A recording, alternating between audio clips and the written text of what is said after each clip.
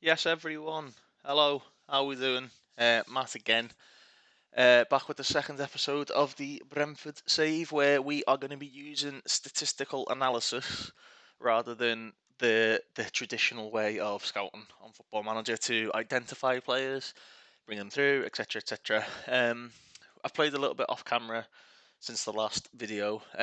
We've done the pre-season. We've actually played our first game of the season. We we lost 2-0 in the cup to Ipswich, which was shocking. Honestly, it was awful. And then we drew 0-0 with Birmingham in the first game of the season. If you have a little look, the friendlies actually went really well. I was really happy with the tactic. Everything was clicking into place, but we weren't exactly playing great players. These are all sort of lower league, apart from the Sun Sport. These are like lower league, Norwegian and whatnot. So anyway, you come up against Ipswich, you got battered. We were genuinely terrible in that game. And then obviously we played Birmingham in the league. Just gonna see if I can pick up the stats from this Ipswich game because, yeah, like XG wasn't good. Shots on target was the same as them. We stuck with the deep formation. Tony had a shocker. A lot of the players played really poorly. And then I thought, against Birmingham it mightn't be as bad. Hopefully, we can sort of turn it around. No, we were just as bad, if not worse. Birmingham didn't even have a single shot on target. Look, they were so defensive. Their midfield didn't have a particularly good day, but then look at this again. Tony, another shocker. Josh De Silva, for some reason, he was picking up really good match ratings, but all he was doing was just bombing forward and hitting it. It was really frustrating. um, so yeah, we've had a little think, a little rejig of the tactic. It's a little bit different to what you saw last time. Still got Ryer as the sweeper keeper. Thompson on the left hand side. He was actually in the reserves. Dominic Thompson. I brought him up as cover um, for Rico Henry as he picked up an injury quite early on. Yeah, we brought him in. He's quite good. Dalsgaard on the right, we're going to keep him a bit more reserved, although he does have the traits of getting forward. Gets forward whenever possible and runs down the right. We brought him back up for him as well. We brought in Liam Palmer from Sheffield Wednesday. Obviously, the whole idea is we're going to use stats and whatnot to pick these players up. Obviously, with it, we've not got a season under our belt. It's going to be a little bit harder to actually do that. So what I did for this one, for this, and there's another transfer that I brought in. I thought, right, is he going to add value to the team? Yes, we need another right back. He is going to add value. Does he have the traits? Yes, he looks for the attempt rather than pass rather than attempting to score. He tries killer balls. He gets forward and he runs the ball down the right. To be honest with you, he'd be a very good winger. If I just show you this, he's actually got good stats for it, but not great stats. But he provides the cover, so he was, he adds value to the team. That's why he was brought in. The only other transfer in that I've made is this guy, this Leighton Clarkson. He is, I believe, playing for the under-23s too. Yeah, so he's on a season-long loan from Liverpool.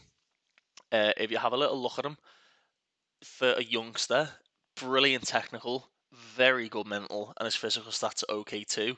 I brought him as sort of like a cup player, but those of you who are privy to Brentford, if I click here, you'll see we don't have an under-19s team, and if I actually click on the club itself, we don't actually have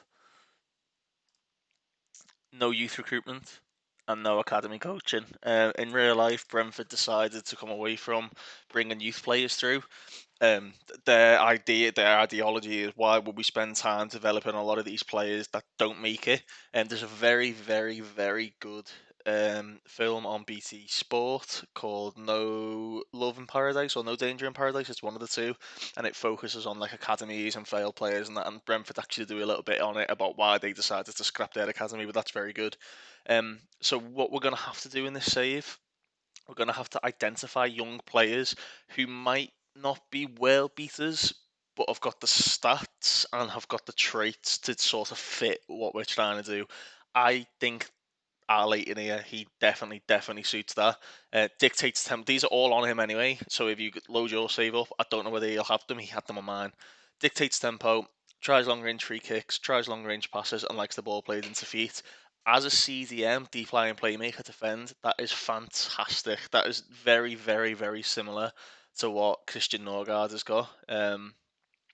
Tries killer balls often, comes deep to get the ball, arrives late, which we're trying to. So if anything, he's probably got better than Norgard because he does a little bit more, and statistically they're not too dissimilar. Compare with Christian Norgard. Where are we? Here we go. So we have a look. Norgard. It's not much. It's twos. It's ones. It's he's got all the attributes. So I thought, like, let's get him in on loan. Let's just see how he does. Again on the report. Apparently he's only National League level, but we're not. We're ignoring stars. Don't forget that we ignore the star ratings. This is how we work this. One-footed, again, we can train that out of him. Team player, his teamwork isn't that good, but because of the traits, I'm hoping that sort of offsets this whole thing. Peripheral squad, that's fine, and his strength, but he's only a young lad, so he is going to develop physically over time.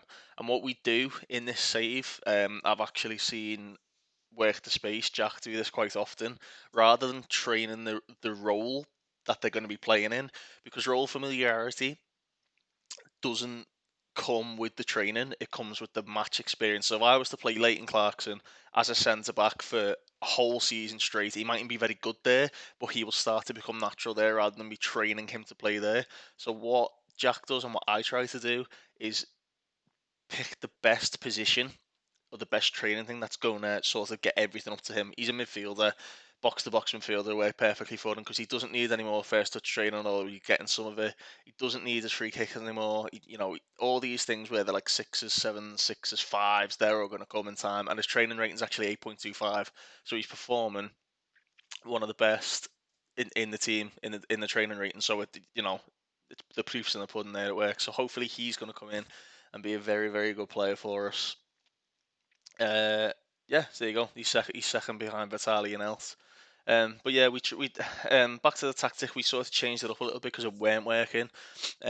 We've now made De Silva sort of, rather than a ball winner or a box to box, he's just the central midfielder. He's got nothing on him. But with a support duty, he will look to judiciously judiciously balance attacking and defensive responsibilities. He'll get forward when necessary, but he mainly keep to the centre of the pitch and attempt to thread passes through. Obviously, that'll be offset by his traits, where he likes to run with the ball, do the centre. He also likes to shoot from distance. He likes to kill the ball, arriving late. So he's still a box to box, but he's not set to be a box to box. He's just going to naturally do it of his own accord. I noticed in those last two games we weren't really creating anything. If I go to squad, I've actually edited this screen ever so slightly.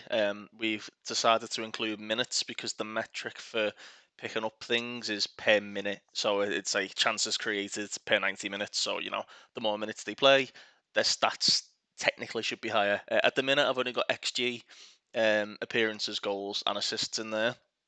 But what I have done is I'm going to show you this now. I said in the first episode that I'm not really going to be able to do scouting the traditional way.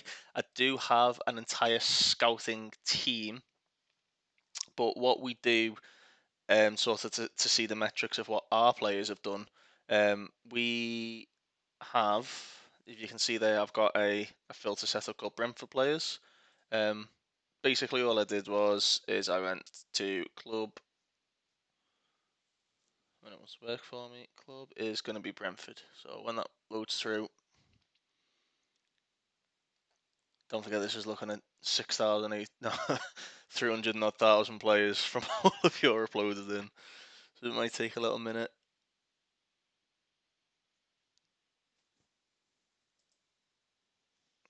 Condition, come on.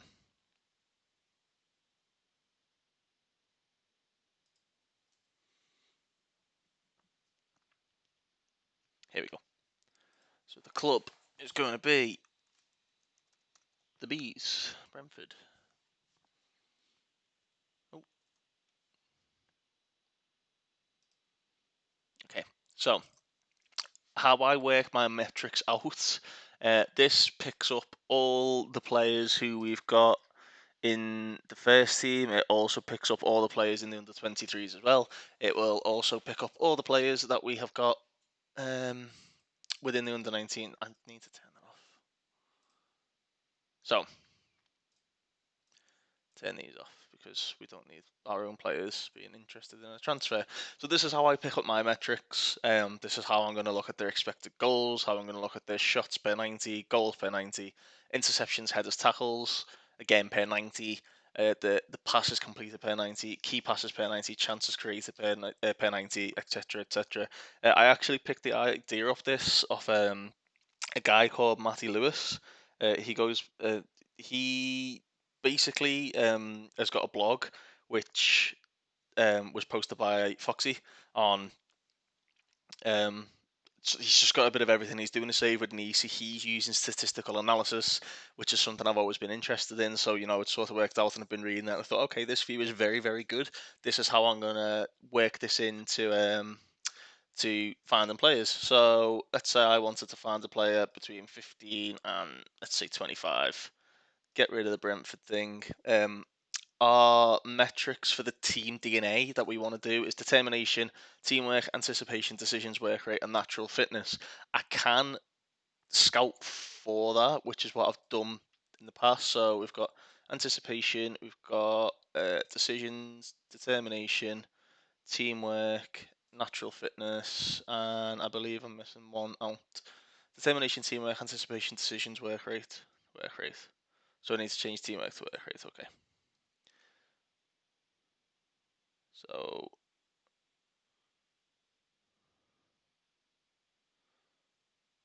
okay, work rate. The average, a good to mid average for the average for the league is 14. So a good to mid would be 13. So if we do that, we okay that. We do want them interested in transfer, and we do want them interested in loan, and we are gonna then let it roll through. Which again, I've got quite a large database loaded, and it might take a little minute to load through. Okay, so I always change it to slightly interested because sometimes, money talks. If we've got a bit of money in the bank, we can do that. So that's transfer is going to go to that. And interested in loan will also do when it decides to roll through. So that's taking us to 26. That is now going to take us up to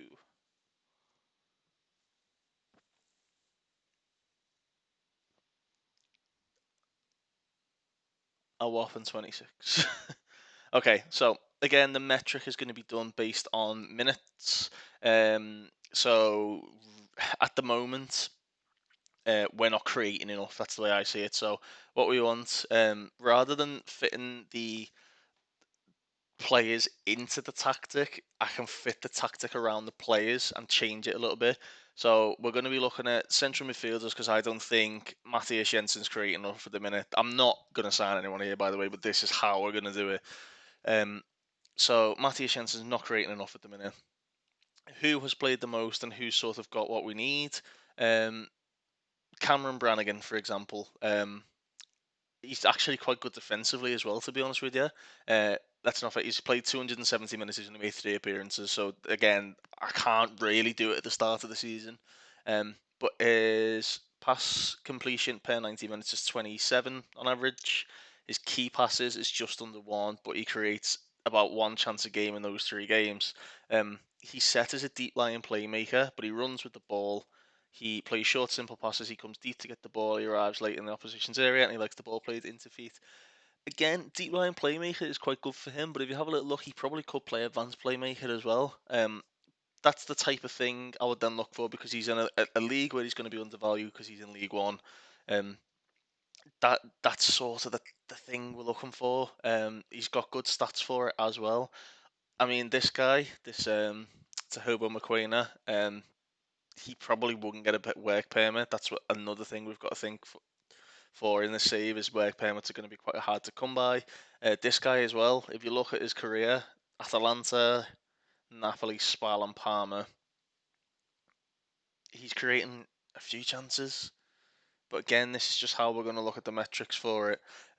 What I'm going to do now is we're gonna go into a game rather than talking about metrics and whatnot.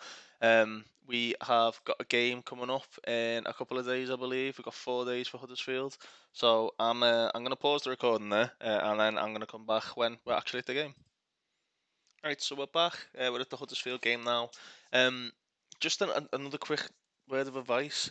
Pay attention to this screen. You can do it to set it to all matches, or if you click next match only, any changes you make here will take effect purely for this game that you're playing.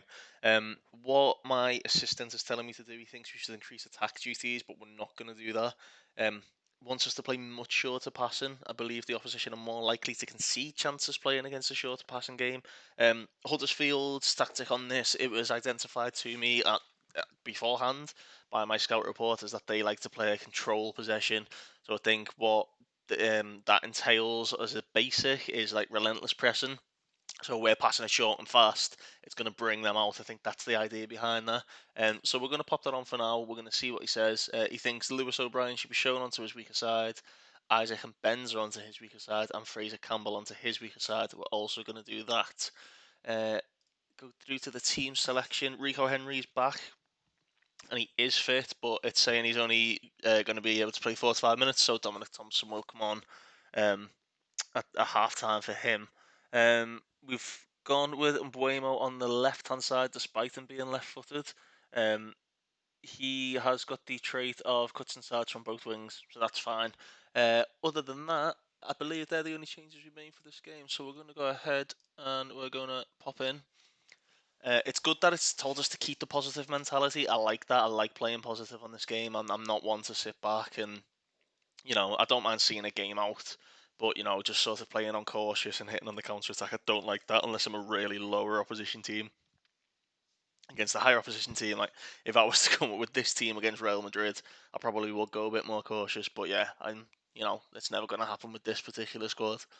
So yeah, we're just getting into it now. Looking forward to a first live com of the season.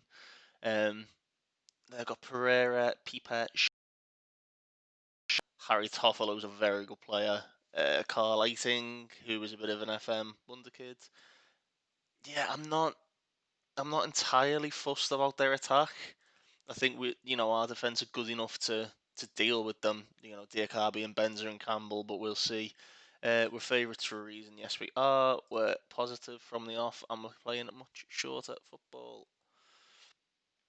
Am I going to be asked a little press conference? No, we're not. We're going straight into the match. Lovely. Brentford Community Stadium. First game in. Huddersfield at home, and we're going to see how we get on.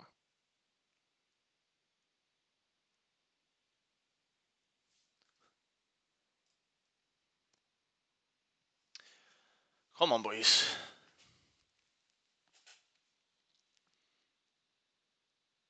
Oh, big tackle from Canos from the off.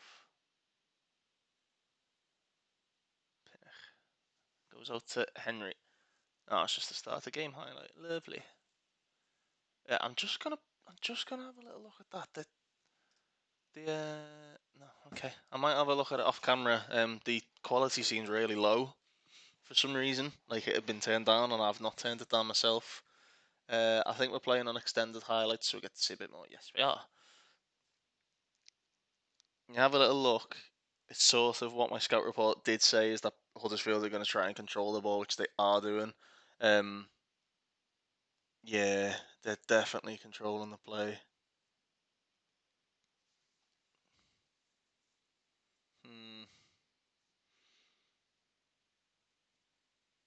Definitely going to have to keep an eye on that and see how it goes.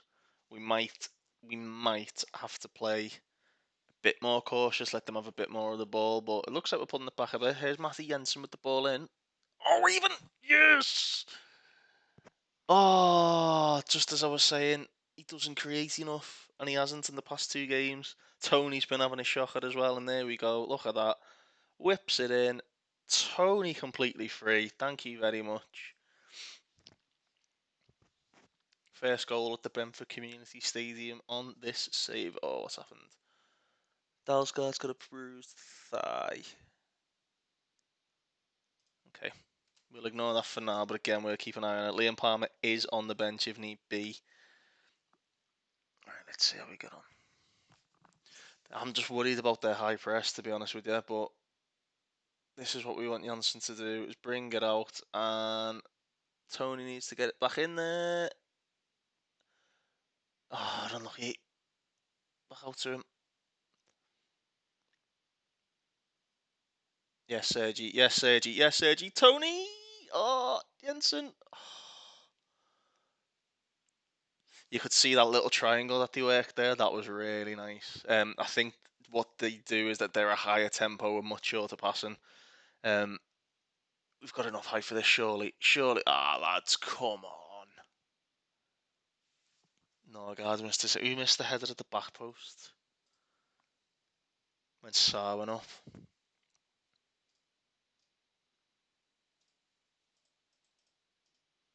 Rico Henry. Why is Rico Henry marking him? See, I think that's something that they'll have worked on. The opposition or the computer works out things like they scout you as you'd scout them. They may have looked at my set piece setup and seen that Henry sort of marks that area around the back post and put it in there. But to be honest, other than that, they're not really posing anything. Set pieces they're quite hard to defend on most FMs.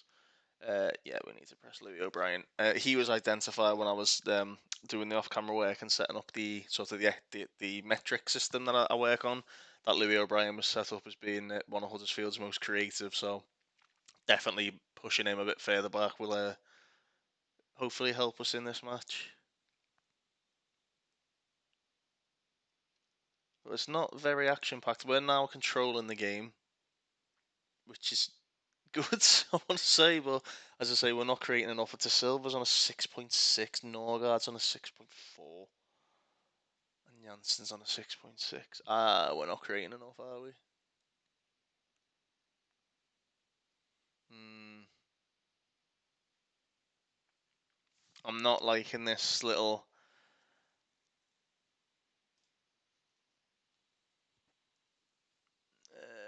Players we want to look at.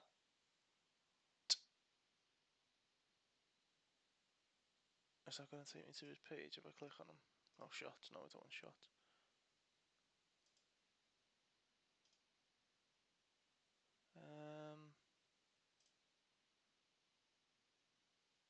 No, brilliant. It's going to take me to his bloody loading page. No.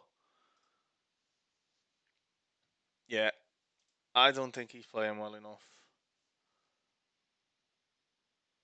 Dalsgaard's knackered. I'm going to bring Dalsgaard off and bring Liam Palmer on. We were told Rico Henry can only play 45 minutes, so Dominic Tomlinson's going to come on. And I'm going to make a big call. And Norgard's going to come off. And we're going to bring Clarkson in because Clarkson does what we want him to do. And then we'll give the team talk.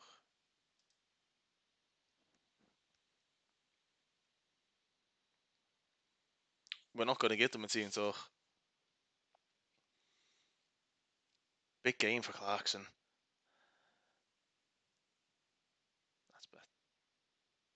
That's just a waste, isn't it, Pinnock? Pinnock set as a ball player. If you look here as well, this is another thing. If you keep an eye on this, I'm not entirely keen on it, but it tells you what possession or what your assistant thinks they're playing. So Aiting and Sar, I think, need to be closed down more. So if I was to then go to tactics and subs, and we want to go on to player opposition. So we want to press 18 and show him onto his weaker foot. Naby Sarr, who got the assist for the goal, his composure isn't great. So if we press him a bit more, we tackle him a bit harder, and yeah, I think we can get at them a bit more there. If we press those players a bit more, get in their faces. If we stop Sarr distributing from the back, I think that's gonna help us.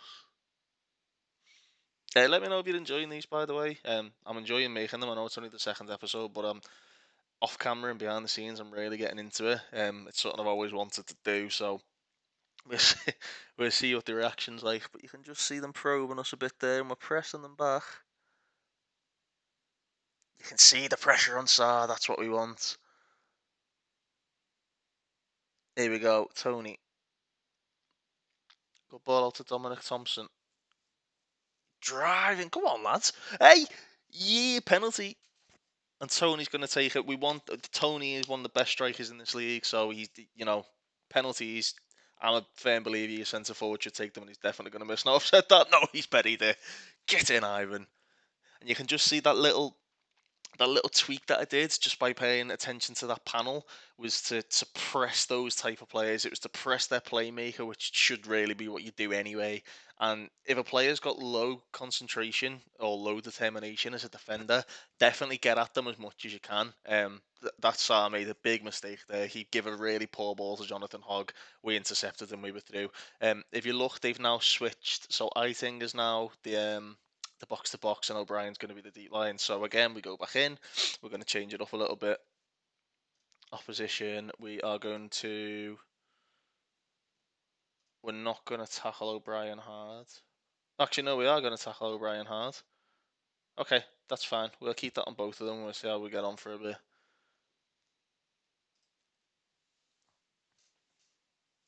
Yeah, this will be a good result. I know we're only 2 games in, but honestly, we were so poor, particularly against Ipswich. And Waymo's not having a great game. We've only got one sub left. Who have we got on the bench? We've got Marcus Force, who can play as an inside forward. Godos as well. Force is trying to force a way out of the club. I'm going to bring Godos on because I feel like Godos is more of an inside forward than Force. Force is sort of like a backup striker. Yeah, you can see we've limited them to very little. They've not really done anything. They've got an XG of 0.1, and it was off a set piece. So they've obviously identified we're not great defending set pieces, and they've exploited that. But I think that's where they're going to try it. Oh, Clarkson, mate, there you go. See, I know it's only one game. He's been on for little under 40 minutes.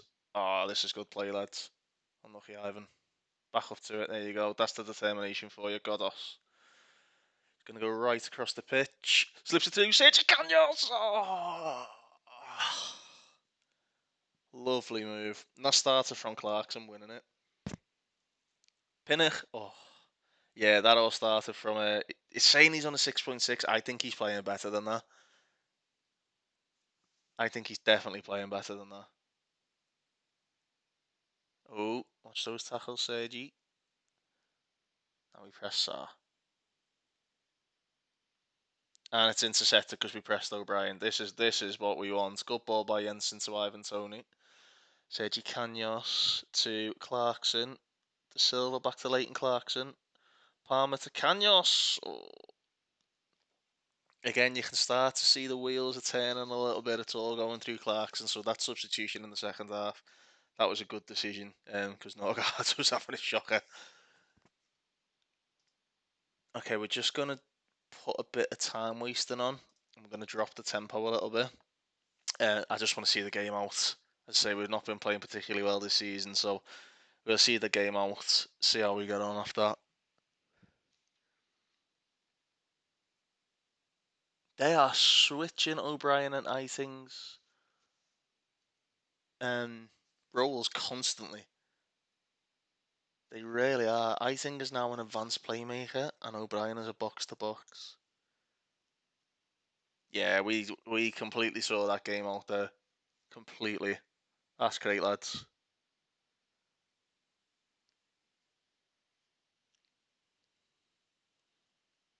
Dominic Thompson, Palmer, Leighton Clarkson.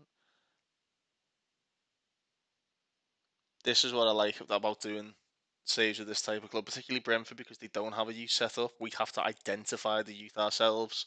That's that, lads. That's great. Here I am. Little celebration. Yeah, no, he definitely played above a 6.6. We look at the player statistics. Where's Leighton? There he is. He completed 90% of his passes as a deep line playmaker within the 45 minutes he was on, as opposed to Christian Norgard, who completed 87. Yeah, did they complete? He completed a lot more passes than Norgard. Norgard's only 24. Tackling completed 66%. He only committed one foul. Norgard completed 2 aerial battles. He didn't win any. He's not going to. He's only quite little. Yeah, no, I'm happy with that from Leighton Clarkson. As I say, the average rating doesn't necessarily suit. That was a good win for us. Yeah, it's the metric that you want to look at. I'm more than happy with that. Anyway, boys, yeah, that was successful. First live com of the series and the first winner of the series as well. I'm going to leave that video there. I'm going to pop that one off to upload, and I'm going to play a little bit in the background. And we'll see you in 3 or 4 games' time, and we'll just see how we're getting on. Thanks, lads. If you like it, please subscribe, please share, please like, do anything like that. If you've got any criticism, if you've got anything that you want me to go into and talk about metrics and whatnot, then please do let me know. But yeah, thanks, lads. Have a good weekend.